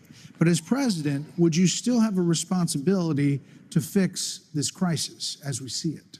Absolutely. The decline in education is one of the major reasons why our country is in decline. We need education in this country, not indoctrination in this country. And in Florida, we stood up for what was right. First, we had schools open during COVID, and a lot of the problems that we've seen are because these lockdown states lock their kids out of school for a year, year and a half. That was wrong. We stood up. I took a lot of fire for that. I was pilloried by the media, but I stood for our kids. And as president, I'll stand for you and your kids as well. But we have to make sure that what our schools are doing is focusing on solid academics. In Florida, we eliminated critical race theory from our K through 12 schools. We eliminated gender ideology from our K through 12 schools. And we have elevated the importance of American civics in teaching our kids about the Constitution and the Bill of Rights. As president, I'm going to lead an effort to increase civic understanding and knowledge of our Constitution. We cannot be graduating students that don't have any foundation in what it means to be an American. Mr. Ramaswamy, Mr. Ramaswamy, hold on, Senator Scott.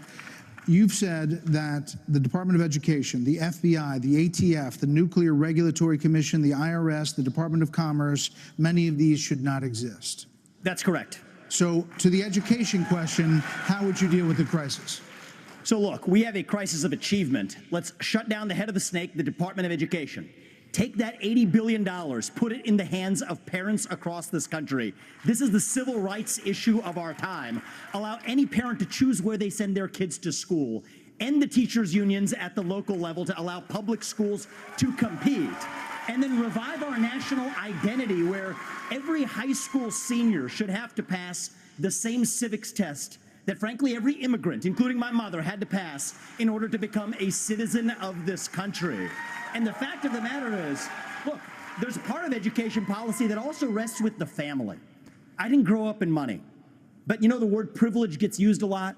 Well, you know what? I did have the ultimate privilege of two parents in the house with a focus on educational achievement. And I want every kid to enjoy that. So part of the problem is we also have a federal government that pays single women more not to have a man in the house than to have a man in the house, contributing to an epidemic of fatherlessness. And I think that goes hand in glove with the education crisis as well, because we have to remember education starts with the family, and the nuclear family is the greatest form of governance known to mankind. Okay. So, Governor Burgum, Governor Haley has said that biological boys playing in girls' sports is the women's issue of our time. You said that even though you signed a ban on this in North Dakota, that there hadn't been one instance where it was actually needed. Are you saying that you think that too much is made of this issue? No, I'm saying in North Dakota, we made a priority of protecting women's sports, and we've done that in our state. But I would absolutely do that. But I do think when we start talking about education and we think that we're going to have a federal government one size fits all, we're just completely losing track of the fact that education differs by states. Some some school districts are doing a fantastic job, some less so. But the idea that every school district in the state and every teacher is somehow indoctrinating people is just false. You know, when I was building a company from scratch, you know, with small town kids, and we went, you know, grew up in a town of 300, but we built a global company in 132 countries with over 100,000 customers. We listened to those customers. We spent time with them. We talked to them. We did that. And as governor, well, education is one of the biggest part of a state budget. So as a governor, I shadow a student. I don't, the night before I find out the student finds out, I'm going to go to every class with them. I don't sit and lecture school districts how to do it. I go and see the experience. And there's a lot of things that have to change. But what needs to change in education is it's innovation. We're doing it the same way we did it 50 years ago with innovation, not regulation. I would get rid of the Department of Education. I would give block grants to schools, but I'd give them on merit based on who's doing the most innovative. I just got done holding the 7th annual Governor's Conference on Innovation Education. You should see what the people are doing when you cut loose the red tape, get the burden off their back. They care. Teachers in this country, the vast majority of them care about those kids. They're working in low-paying jobs, and they're fighting for those kids and their families. Governor Haley, you said that this is the women's issue of our time. First, I'll tell you, as you know, as a parent, the one thing you want is for your child to have a better life than you did.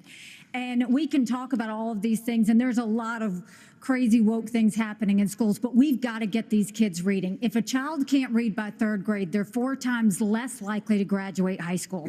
So we need to make sure we bring in reading remediation all over this country. We need transparency in the classroom because parents should never have to wonder what's being said or taught to their children in the classroom. Parents need to be deciding which schools their kids go to because they know best. And let's put vocational classes back into the high schools. Let's teach our kids to build things again. When we do that and we allow that innovation, that's when it'll get back. And yes, I will always say I'm going to fight for girls all day long because strong girls become strong women become strong leaders, and biological boys don't belong in the locker rooms of any of our girls. Another point on education. We're going to start the lightning round, and the first question is going to go to you, Vice President. So this is a lightning round of questions, 30-second answers, please. President Biden will be 82 years old on Inauguration Day. Nearly 70% of Americans say that he is too old to serve. Should presidents have to pass a mental and physical test in order to serve, Vice President Pence? Well, it might be a good idea to have everybody in Washington, D.C. pass a mental and... But 30 seconds, no. The American people can make those judgments. But let me say, I'm running for president of the United States because we don't need a president who's too old, and we don't need a president who's too young. We need a president who's been there. We need a president who knows how Congress works, how the White House works, how states work. And on this education issue, Martha, I was fighting against No Child Left Behind when Republicans were doubling the Department of Education. I'll also shut down the Federal Department of Education. And when I was governor, we doubled the size of the largest school choice program in America. And we'll give school choice to every family in America when I'm in the White House. This is a lightning round, Mr. Ramaswamy. I think you were mentioned there. You're 38. You're the youngest on the stage. You've said, and you just said, you want a civics test or public service for those under 25 to be able to vote. So the question is, do you want a mental acuity test for presidents over 75? I believe in the people of this country to tell the difference between somebody who's an automaton and somebody who's actually a thinking agent in the White House, which we don't have in there today. And I will tell you, I want to address Vice President Pence's comment. I think we do need somebody of a different generation to lead this nation forward. Look at the way I've run this campaign. Going to the south side of Chicago, to Kensington, in the middle of Philadelphia, where traditional Republican candidates don't go. We have an opportunity to build a multi-ethnic, working-class majority to deliver a landslide, and I think I'm the only candidate in this race, young or old, black or white, to bring all of those voters along to deliver a Reagan 1980 revolution. We're going to do it in 2024. Same question to you, in a presidential election until 2020. I will answer that. I will answer that. 30 seconds. 30-second quick answer. You guys need to get control of this debate. Everybody's going to get a chance. Listen, we're getting control of the debate. This is a lightning round, not rolling thunder. Governor Hutchinson, you have 30 seconds on the same question. On education, first of all, look at Arkansas. We have to compete with China. I built computer science education. We led the nation in computer science education, going from 1,100 students to 23,000 students taking it. This is how you compete with China. As President of the United States, I will make sure we go from 51% of our schools offering computer science to every school in rural areas and urban areas offering computer science for the benefit of our kids, and we can compete with China in terms of technology. Thank you, sir. This is going to go to this is coming to you. We're trying to do a quick round of different topics here. So, Senator Scott, faith is on decline in this country. You talked about it a little bit before tonight. So, is there a role for a president of the United States in changing that?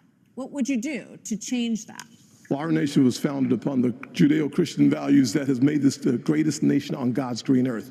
I'm a big believer in Ephesians 3:20 that God is able to do exceedingly abundantly above all that we ask or imagine.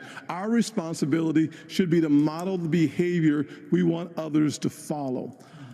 On education, the only way we change education in this nation is to break the backs of the teachers' unions. They are standing in the doorhouse of our kids, locking them into failing schools and locking them out of the greatest future they could have.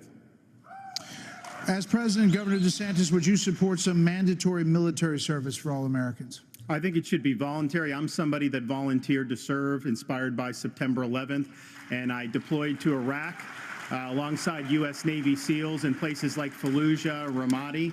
And it's something that I think has taught me, you know, when you go in that type of environment, anything you have, your personal agenda, you check it at the door. You go there, and it's about focusing on the mission above all else. And guys come together, and they get it done. And that's how I would view being the president of the United States. It's not about me. It's not about all these other side issues. My sole focus will be on your future and reversing this country's decline. Okay, now for something a little out of this world, and this is for you, Governor Christie. Do you believe that the recent spike in UFO encounters...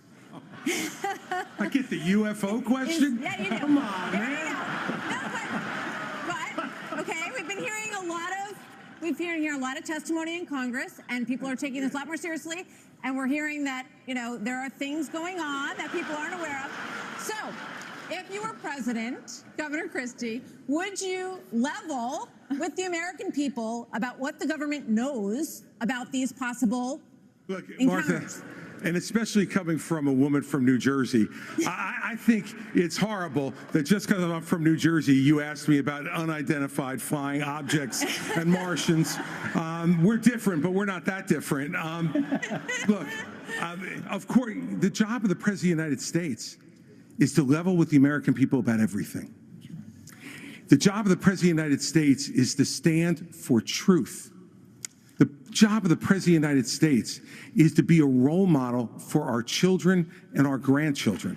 And so whether it was UFOs or this problem of education, and Tim's right, by the way, and I started this in 2010 by going right after the teachers' unions in New Jersey and drove them down to an all-time low popularity rating because they were putting themselves before our kids. That is the biggest threat to our country, not UFOs. Okay.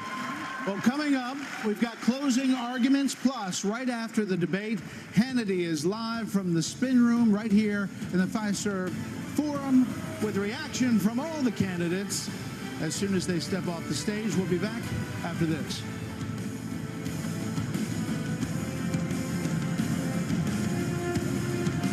Do you trust our government and where the economy is heading? Does the thought of losing your hard-earned retirement savings to DC's reckless spending scare the heck out of you? Well, you're not alone. Smart Americans are taking action while they still can by reaching out to Birch Gold Group. For over 20 years, Birch Gold has helped concerned Americans protect their futures by moving part of an existing IRA or 401k into a physical gold IRA. Because when things are a mess, like right now, Americans turn to gold. With an A+ rating, with a Better Business Bureau, and thousands of happy customers, Birch Gold is the trusted leader in gold. They're busier than ever because people are taking control of their savings away from the government and into their own hands. Text the word NOW to the number 989898 to get a free info kit on gold. There's no pressure and no obligation, just information. So get your no-cost info kit now. Text NOW to 989898. How are we looking up there, Sergeant Best? On target, on time, boys! Fire forward, back!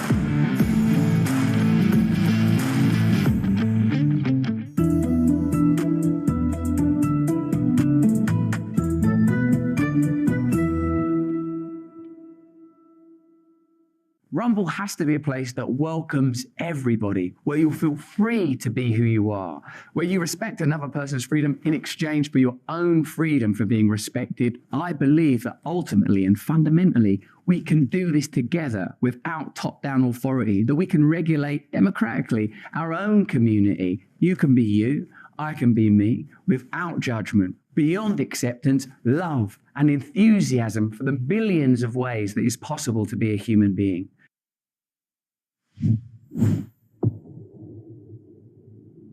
When things go sideways, will you be prepared? Hey, it's Cade Courtley, former Navy SEAL platoon commander.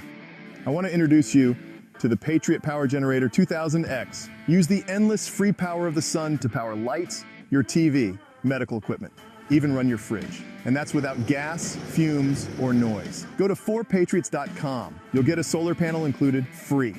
This is about peace of mind. Get your solar generator and free panel at 4patriots.com.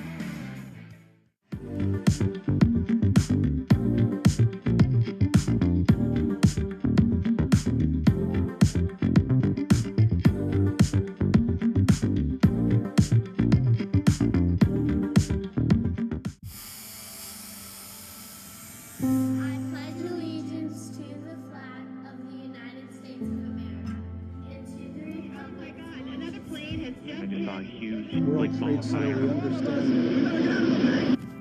One nation under God, indivisible, with liberty and justice for all.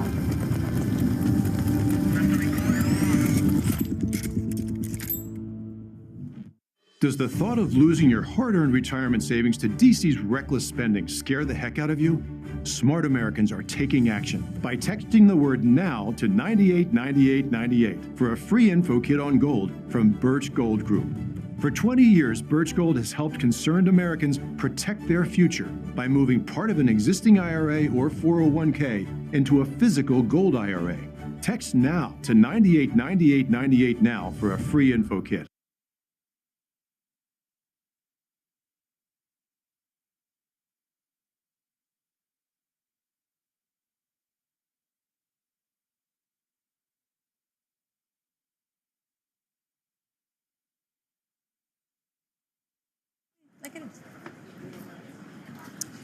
A live look at the Reagan Library as the sun sets in Simi Valley, California. We'll see you there next month when our colleagues at Fox Business host the next 2024 Showdown. Fox Business is partnering with Univision, the Reagan Foundation, and Rumble to bring you the second Republican presidential debate on September 27th. It looks pretty nice there.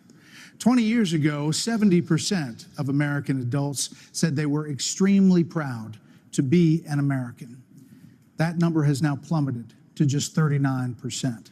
In his pitch to get to the Oval Office, President Reagan called America the shining city on a hill, a beacon of hope and optimism. So in your closing statement tonight, please tell American voters why you are the person who can inspire this nation to a better day. These are 45 seconds, and we begin with Governor Burgum. I understand why America's hurting. Biden's inflation is choking us. I grew up in a small town. My dad died when I was a freshman in high school. My mom, widow of 3, went back to work. Every job I had growing up was one where I took a shower at the end of the day, not at the beginning of the day. Our cities are less safe because of the fentanyl pouring into this country. Our economy is being crushed by Biden's energy policies, which are raising the cost of every product you buy, not just the gasoline at the pump. One thing that I'll do as president, I'll secure the border. I'll get this economy sprinting, not crawling like it is right now. And I would say that other thing is for sure, when I'm on a horseback in the Badlands of North Dakota, it looks like the horizon is just limitless. And when you can almost see beyond that horizon, you can see that this great country, our future is unlimited. But we've got to focus on innovation, not regulation. We've got to cut the red tape. We've got to drive ourselves forward. The way we win the Cold War with China is by growing our economy and through innovation. And as president, I will bring out the best of America. I will improve every American life. Governor Well, we hope you're Hutchinson. back on your horse soon, Governor. Governor Hutchinson. Our nation is in trouble, and it's in trouble because of failed leadership. And the solution is not 4 more years of Joseph Biden. The solution is not 4 more years of Donald Trump. The solution is new leadership that can bring bold ideas to America and to bring out the best of America. A president's #1 responsibility is to bring out the best of our people. That's what Ronald Reagan did. And he did it with optimism and hope for our country, with a consistent conservatism. That's exactly what I bring. As president, I'll bring out the best of America in terms of individual responsibility, building our economy, in terms of securing our border, enforcing the rule of law. I'll bring out the best of America in terms of our national character, our faith, and our hope for the future. Join in this fight, asa2024.com. Thank you. Senator Scott. Thank you. I was a disillusioned young man growing up in a single-parent household, mired in poverty. I wondered if the American dream was real for a kid like me. I can stand before you today and say the dream is alive, it is well, and it is healthy. I had the good fortune of a mom who worked 16-hour days, making sure we have food on our tables. She taught me that if you're able-bodied in America, you work. If you take out a loan, you pay it back. If you commit a violent crime, you go to jail. And if God made you a man, you play sports against men. I'm Tim Scott. I'm asking you for your vote, and if you're in Iowa, I'm asking you to caucus for me. You can go to votetimscott.com for more information or to make a contribution. Governor Christie. Thank you, Brett. Thank you, Martha. Look, everybody on this stage wants to be the next president of the United States. And the only way that's going to happen is if we beat Joe Biden. I'm the only one on this stage who's ever beaten a Democratic incumbent in an election. I did it in a deep blue state, being outspent 3-1. Beating a Democratic incumbent is not easy. The last Democratic incumbent president who was defeated was Jimmy Carter. And he was defeated by a conservative governor from a blue state who knew how to get results, who stood for the truth, who cared about accountability, and stood strong and hard against waste. Those are the very things that I did in my 8 years as governor of New Jersey, and it's exactly what I'll do as president of the United States. Believe me, the Democrats want some other nominee who's never beaten a Democratic incumbent. I'm the one who can win this race, and if you give me the chance, I will restore our country by winning it. Thank you. Governor Haley. Several weeks ago, I dropped my husband, Michael, a combat veteran from Afghanistan, off at 4 a.m. for another year-long deployment. I watched him and 230 soldiers pick up their 2 duffel bags of belongings to go to a country they had never been, all in the name of protecting America. If they are willing to protect us from there, we should be willing to fight for America here. I will beat Joe Biden, and he knows that. I will strengthen our economy, and we'll bring this inflation down. We will put transparency in the classroom. We will secure our borders. We will have the backs of our law enforcement, and we will make sure we have a strong national security. And once again, we will make sure we have an America that is strong and proud. We have a country to save. Join us. Go to NikkiHaley.com, and let's get it done. Vice President Pence. Thank you, Brad and Martha, for this evening. It's an honor to be here. Joe Biden has weakened America at home and abroad. The disastrous withdrawal from Afghanistan, their war on energy, runaway spending that launched the worst inflation in 40 years, a crisis at our southern border, an assault on our values and liberties, and the American people have had enough. But I know we can bring it back. But different times call for different leadership. The Republican Party owes the American people a choice. Proven leadership at the national level that knows how to move a conservative agenda forward. We proved in the Trump-Pence years you can turn this country around faster than you can imagine. And I have faith we will again. Because I have faith in the American people, the good, decent, hardworking, faith-filled, idealistic people of this country. And I have faith that God is not done with America yet. And if we will renew our faith in one another and renew our faith in Him who has ever guided this nation since we arrived on these wilderness shores, I know the best days for the greatest nation on earth are yet to come. Thank you. Mr. Ramaswamy. I was born in 1985, and I grew up into a generation where we were taught to celebrate our diversity and our differences so much that we forgot all of the ways we are really just the same as Americans, bound by a common set of ideals that set this nation into motion in 1776.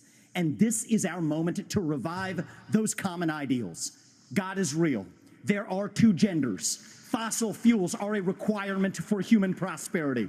Reverse racism is racism. An open border is not a border. Parents determine the education of their children. The nuclear family is the greatest form of governance known to man. Capitalism lifts us up from poverty. There are 3 branches of government, not 4. And the U.S. Constitution, it is the strongest guarantor of freedom in human history. That is what won us the American Revolution. That is what will win us the revolution of 2024. Thanks for letting me introduce myself tonight. Thank you. Governor DeSantis.